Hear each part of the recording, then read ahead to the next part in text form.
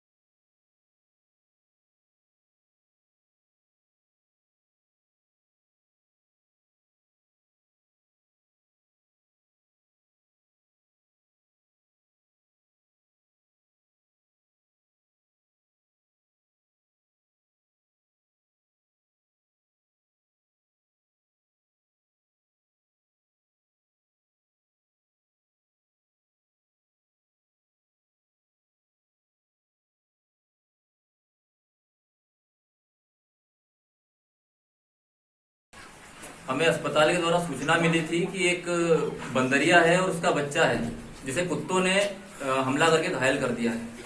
जिसके बाद हम लोग वहां पर पहुंचे, हमारी संजीवनी टीम वहां पर पहुंची हॉस्पिटल और देखा वहां पर जाकर तो जो बंदरिया थी उसकी हालत ज्यादा नाजुक थी, स्थिति खराब थी। रात्रि के 12 बज चुके थे और सारे हॉस्पिटल बंद हो चुके थे। लेकिन उसके बाद भी हमारी संस्था के द्वारा उसको बचाने का प्रयास किया गया ताकि एक बच्चे से उसकी माँ दूर ना हो।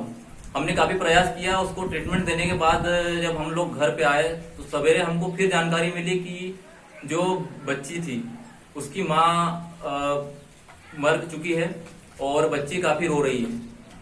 उसके बाद हम लोगों ने वहां पहुंचने के बाद उसकी माँ से बच्चे को हटाने का काफी प्रयास किया, लेकिन एक भावुक कर देने वाला क्षण था। बच्ची अपनी माँ को छोड़ना नहीं चाह रही थी। अपनी माँ, उसको पता था कि उसकी माँ मर चुकी है, लेकिन मरने के बाद भी वो उसको छोड़ नहीं रही थी और दूध पी रही थी। हमने काफी प्रयास किया, काफी मशक्कत करके उसे अलग किया और उसकी माँ का अंतिम संस्कार किया, दफनाया गया। लेकिन जिस वक्त हम लोग दफना रहे थे उस वक्त ये बच्ची बिल्कुल हमारे इंसानों जैसा व्यवहार कर रही थी। और जब उसकी माँ को दफना दिया गया था तब जाके उसकी मट्टी पर, कब्र की मट्टी पे जाके वो एकदम लौट रही थी, रो रही थी।